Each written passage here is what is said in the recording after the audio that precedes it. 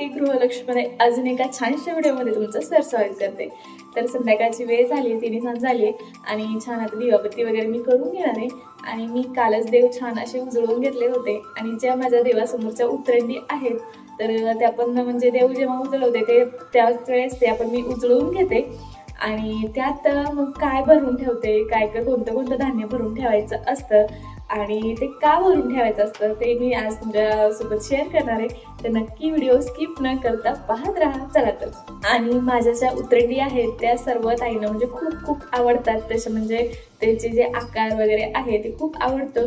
तर मला जर पॉसिबल झालं तर तुम्हाला जर अवेलेबल करून द्यायचं माझ्यासाठी पॉसिबल झालं तर तेही मी नक्की करेन। जर कुणाला हवे असतील तर कमेंट सेक्शनमध्ये नक्की सांगा की तुम्हाला उतरंडी हवे असतील तर मी प्रयत्न करेन की सगळ्यांना उतरंडी म्हणजे भेटाव्या।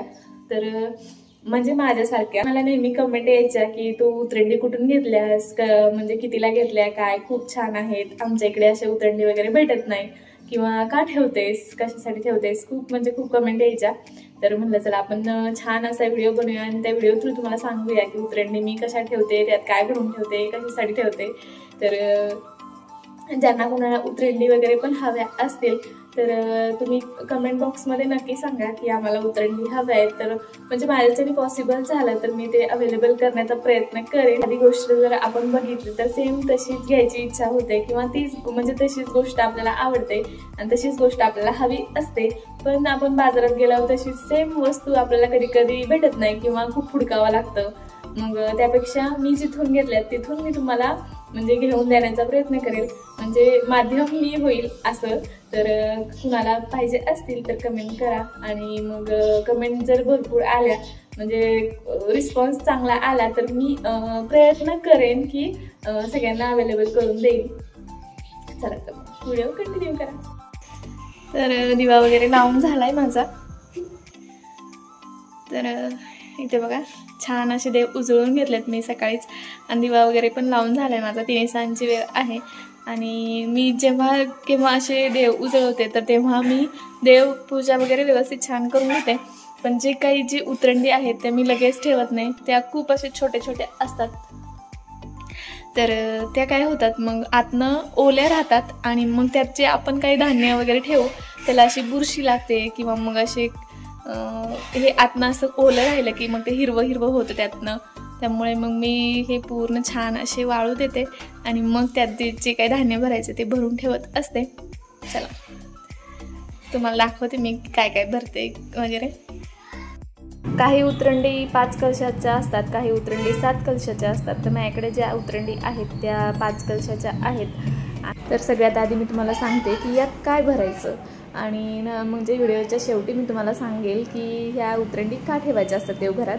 तर ज्या सगळ्यात मोठे जे कलश आहेत तर त्यात मी गहू भरून ठेवते। काही जण उतरंडीमध्ये काय करतात फक्त तांदूळ भरून ठेवतात, तर फक्त तांदूळ पण म्हणजे कशाचं तरी प्रतीक आहे, मी पुढे सांगेलच। त्यामुळे हे जे सगळं धान्य मी जे भरून ठेवले ते तसंच भरून ठेवलं पाहिजे।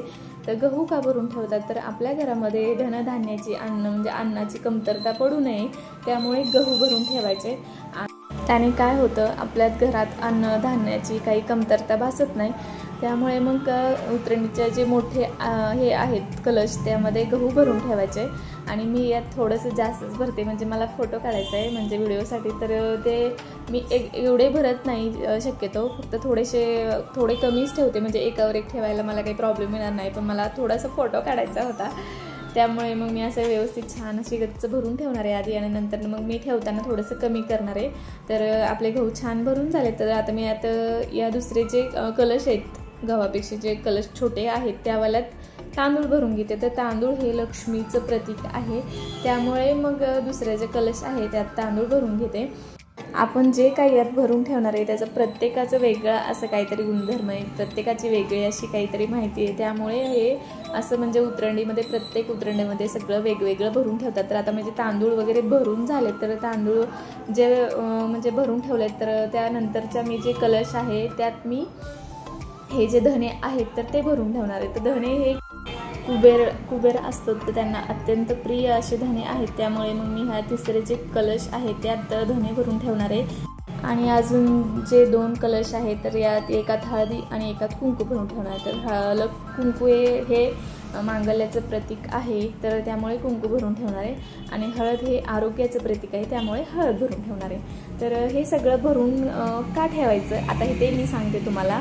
तर जी माता लक्ष्मीची आपल्यावर कृपादृष्टी राहावी हे सगळं जे भरून ठेवलं आहे त्यातलं काही ना काही महत्त्व आहे. गहू भरून ठेवलेत तर ते आपल्या धनधान्य घरात म्हणजे अन्नाची कमतरता भासू नये त्यासाठी. तांदूळ भरून ठेवले तर तांदूळ लक्ष्मीला प्रिय आहे त्यासाठी. धने भरून ठेवले तर ते कुबेरांना प्रिय आहे त्यामुळे. आणि हळद आणि कुंकू आहे तर ते आरोग्याचं आणि मंगल्याचं प्रतीक आहे त्यामुळे. तर हे सगळ्यांची लक्ष्मी म्हणजे ह्या सगळ्यांवर लक्ष्मीची कृपादृष्टी पडावी, लक्ष्मीचा आपल्यावर छान असा आशीर्वाद असावा यासाठी उतरंडी छान भरून ठेवतात. आणि उतरंडी कधी भरतात तर उतरंडी ह्या म्हणजे पूजा कधी करतात तर उतरंडीची पूजा ही पौर्णिमेला केली जाते आणि स्थापना पण आपण पौर्णिमेला करू शकतो. तर नवीन पण उतरंडी आणल्यात तर मग त्या पौर्णिमेला आपण छान अशा भरून ठेवायच्या. आणि फक्त तांदूळ न भरता ह्या सगळ्यात असे भरून ठेवायचं म्हणजे जे काही आपल्या घरात सुख शांती समृद्धी नांदावी अशी म्हणजे देवीकडे आपण या उतरंडीच्या मार्फत आपण प्रार्थना करू असं. तर ही सगळी माहिती म्हणजे मला जेवढी माहिती आहे तेवढी सगळी तुमच्यासोबत मी शेअर केली. तर प्रत्येकाच्या घरी अशा छान अशा उतरंडी असायला हव्या आणि त्या छान अशा भरून ठेवल्या गेल्या पाहिजे. तर आता माझं सगळं छान असं भरून झालेलं आहे प्रत्येक उतरंडीमध्ये. तर ह्यातलं मी थोडं कमी करून घेते आणि नंतर मग एकावर एक छान अशी उतरण ठेवून घेते. तर आज म्हणजे काही पौर्णिमा नव्हती किंवा शुक्रवार नव्हता तरी पण मी उजळवले होते देव, त्यामुळे मग म्हटलं की चला तुमच्यासोबत शेअर करूया की नेमकं काय काय भरून ठेवतात, कशासाठी भरून ठेवतात. आम्हाला म्हणजे काही जे माहिती आहे ते तुमच्यासोबत सगळे मी या व्हिडिओमार्फत शेअर केली. तर हा व्हिडिओ तुम्हाला कसा वाटला तेही मला कमेंट करून सांगा. आणि कुणाला उतरंडी हव्या असतील तर ते पण तसं मला कमेंटमध्ये सांगा. तर जास्त जर रिस्पॉन्स आला तर मी तसं म्हणजे प्रयत्न करेल की बघू आपल्याला जमतंय का की उतरंडी सगळ्यांना अवेलेबल करून द्यायसाठी. तर बघू.